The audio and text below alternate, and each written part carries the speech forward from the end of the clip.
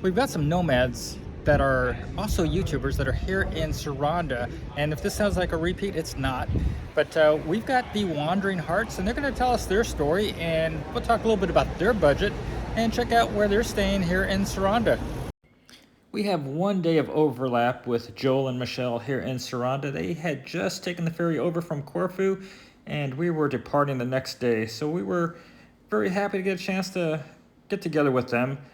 They're doing similar things on their YouTube channel, trying to educate people how they can live abroad on less and giving people hope that are looking for early retirement or that are struggling on a Social Security budget in the United States.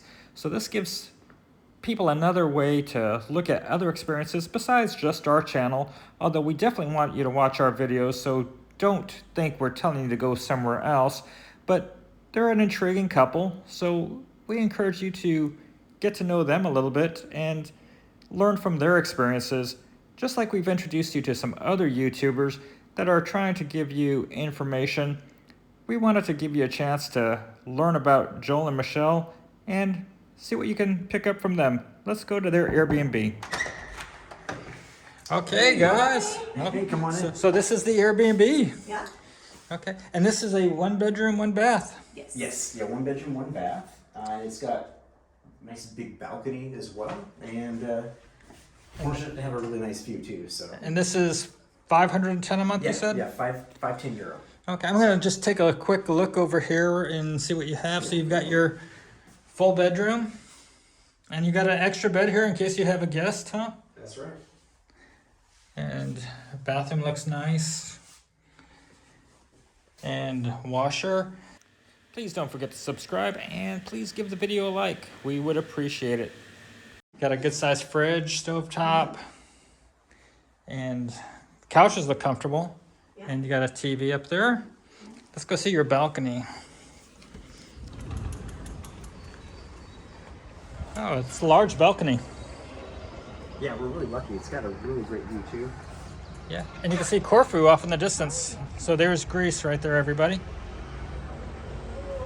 Your Airbnb is great, guys, and thanks for sitting down and talking to the viewers here today. And Julie and I are appreciating your time, and I'm glad that we are able to connect, even though it's a short period of time for both of us here in Albania. Yeah.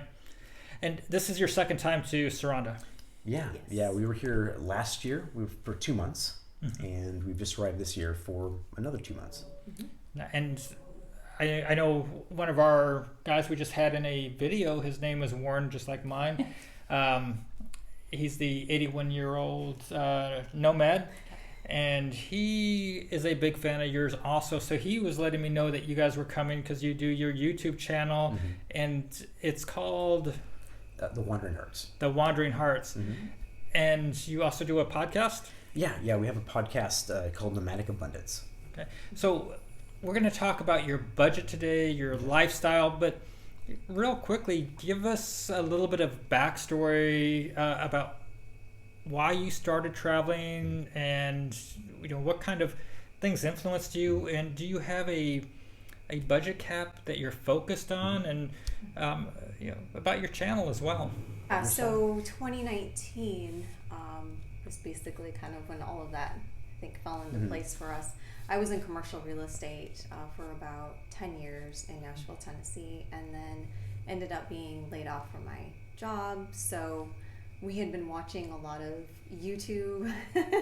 Joel had got me into watching Kristin Wilson, who does a lot of digital nomad type travels, and we were watching a lot of that. And then, so yeah, when my job went remote, it was kind of just like, well, why are we in Nashville? Yeah, we're still working. Yeah, we still work full time. Yeah, mostly on our YouTube channel and our website. Yeah. So. Okay. And what influenced you to travel full time?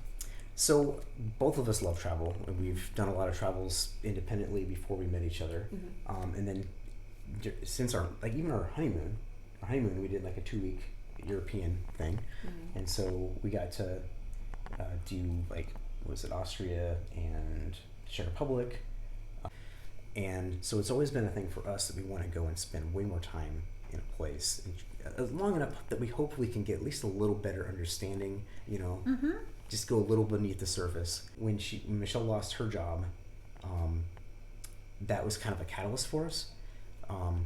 And so I was doing film production and producing like music videos and things like that in Nashville. And so mostly my work was I would doing quite a bit of travel working for producing a job in Texas or California or whatever. And so when this happened, it was like, well, maybe we can do this together. Maybe you can come with me, you know, because nothing was really holding us in Nashville. Yeah. And so we kind of made the decision and said, like, okay, let's take this bad thing that's happened, like losing a job, and let's turn it into, you know, opportunity crisis kind of thing, right? So let's take this crisis, turn it into an opportunity. And we said, let's do this. And so we set out to sell everything we owned, and including our house, and we did that in 6 months. Oh, wow. Yeah, I was able to find a remote job within 3 months of losing that job, my other job. So yeah, that kind of just are you currently working remote? We are working full time on our travel blog and our YouTube. Okay. So yeah, we're focused 100% on that right now. The beginning of 2021 is when we actually started like consecutively posting videos. Okay.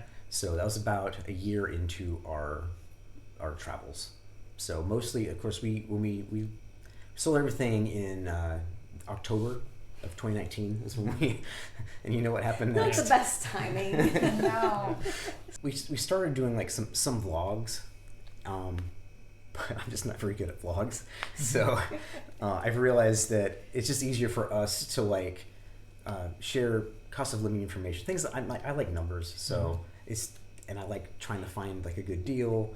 And That's the producer in That's you. the producer in me. Yeah. You're always like trying to keep everything on track, you know.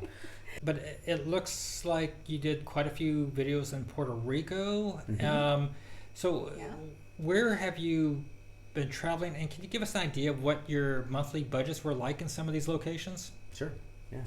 Yeah, so I would say mostly in Eastern Europe. It's been around 1,500 to 1,800. I think. Yeah, Eastern Europe. Yeah. Eastern Europe. Yeah. We spent 3 months in Portugal in the Algarve, which we loved. Oh yeah. We spent like a month in Portimao, and then we went over to Villarreal de Santo Antonio, which is this cute little town right on the edge of the border of Spain, and on the far western edge. Eastern. And what? Eastern. Eastern edge. Eastern edge. Eastern edge, and absolutely loved it. And of course, by that time, it was like March into April. When you were in Portugal, what kind of expenses did you see on a monthly basis? Did some cost of living videos on this. I'm trying to remember right now. It was like $1,800 to $2,200. Yeah. Is about what we were spending between the 2 stays in Portugal. Yeah.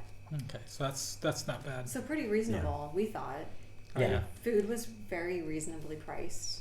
Yeah, I found it like at least a third cheaper than like Nashville, Tennessee. So your accommodations were $1,800 to $2,200? Accommodations were $900, and then what was the other one? In Villarreal, so we were there for 6 weeks, and it was a little over €1,000.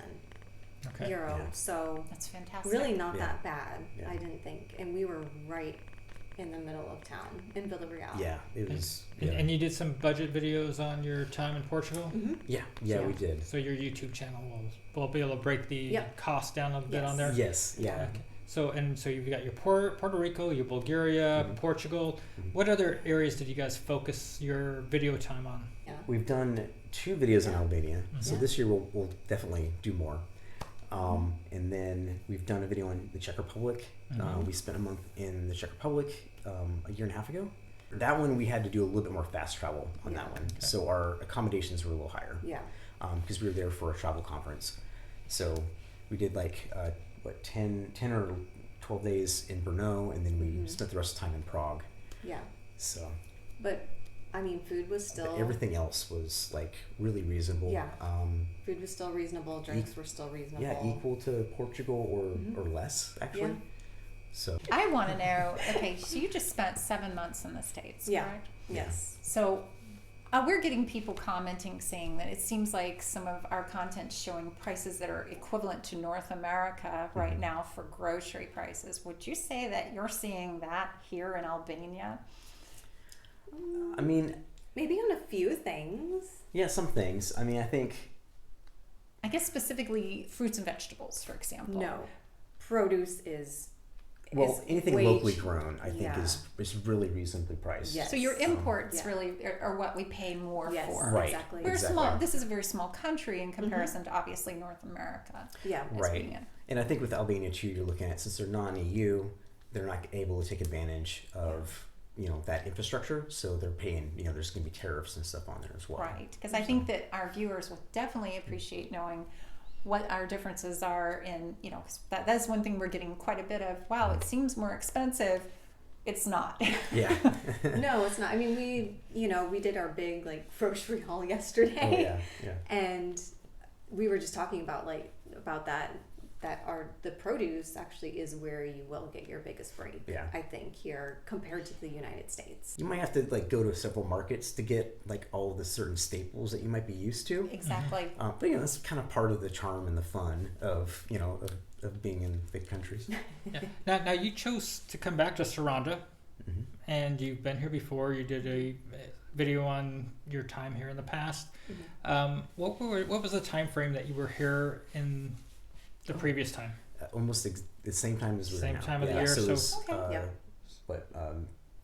April, May last Yeah. year, Yeah. and So that's right before the tourist season kicks off. exactly, yeah, because tourist season prices you can actually already see come middle of May, you'll start to see some of the prices at restaurants and stuff along the promenade. So the touristy area, those will start rising up, 20% or whatever, and then as far as accommodations, it can go 2 to 3 times as much. For Yeah, the it's, summer it, months. it's important for you if you're sitting at home and you're thinking, hey, I'm going to go to Albania, I'm going to go to Montenegro, I'm going to go to a lot of places in Europe, that if you are looking anywhere in Europe, it's going to be the expensive time during the summer months. Even if you're going up to Scandinavia or Poland, Oh, I mean, yes. you are looking at, everybody is off vacationing. Travel tip: book early. Yeah. Book in January. Book in February. Do not look in May and think you're going to get the prices we have. Yes, Yeah. when we talk of prices in fall or in spring or winter, it's typically not the case in summer. Correct. And that's important because we do have people that find themselves shell-shocked when they show up and they wait to the last minute to book a place and they're not finding the prices we Right. speak about. Because Julie and I, when we're looking at summer lodging, sometimes we're planning 9 months out Yes. to make sure we find the right location so we can rent it for that month and get the discount, get the best price. Right. But if you're waiting to 2 weeks to your next jump for a property for a month, you're going to have Right. slim pickings and it's going to be Yeah. much more expensive. And here in Albania, the prices will triple from what you have Yeah. currently Yeah. for July and August. And travel tip number 2, your restaurants are actually going to increase their prices, sometimes upwards 20-30%. They'll use little tiny stickers and they will write it in. So be prepared for that. If you see, menus for the fall and the winter, you aren't most likely going to see those prices in the summer, except at very few select restaurants. Yeah, so I think you guys are somewhat kind of prorating out your time, that you have your cheaper months and your more expensive months to try to average out your year. Is that kind of correct? Yeah, that's correct. And to say it, I think our average, we usually end up somewhere between $1,500 and $2,200, and that covers all of our basic accommodations, food, drink, going out and having a few beers or whatever. That also includes our phone service and Health insurance. and what else? The transportation. If we do Yeah. any little adventures while we're here. And so your annual spend, what is the hope that you can stay under in an annual? I think we're trying to keep it under 24,000. Okay. So So you're balanced budgeting, which is great. Like this year, we're going to Scandinavia, so we're glad. For a couple months prior to that, we're going to Montenegro for a bit. But you guys did summer in Bansko, Bulgaria, which was a great place for a low cost of summer. Julie and I last summer we did Gdynia, Poland, which was fantastic. Loved it. Beautiful weather up there on the Baltic Sea. But you do need to plan that out if you want to get a decent price on a place. Oh, yes. But yeah, Poland was a great place to spend the summer. But if you're going down to the beaches of Southern Europe, it's not going to be the cheap time of the year. So as I understand, you guys are back here because this has got a great cost of living, the great expat community, good weather, especially this time of the year. There's so many great reasons to be in Saranda, Albania.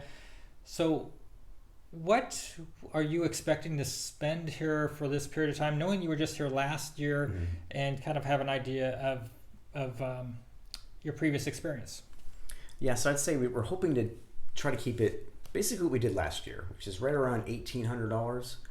So if we can do that, I'll be very pleased. So that's leaving you with approximately $1,300 in the budget after you pay for your Airbnb. So that's going towards groceries and Health what else? insurance. Health insurance, exactly, which is one of our bigger costs. Groceries and dining out too. We take advantage of being here. This is one of the reasons that we like to do this and that we like to travel in countries like the Balkans and stuff like that. Is because we can actually. We actually go out. Yeah, we can. Almost every single day, we can go out to eat. Right, where I can't do that back in Nashville, and which not is without amazing. spending I think $3,000 a month. You know? Yeah. So it's kind of like we talk about is like it's living a more abundant life, and that is kind of how we're able to do that is by taking advantage of that, and it's a great too because we get a chance to contribute to the local economy as well. And another thing is that we've made friends here. From other expats, and then we get to meet new people like yourselves that travel through town, and so it becomes kind of a sense of community as well. Oh, yes. So let me touch base on the expat because we always have somebody's going to type in, oh, there you go, gringos needing to hang out with other gringos and typical Americans, blah, blah, blah. If you haven't traveled, the expat communities are typically very international in a lot of places, so you get to meet people from all over the world.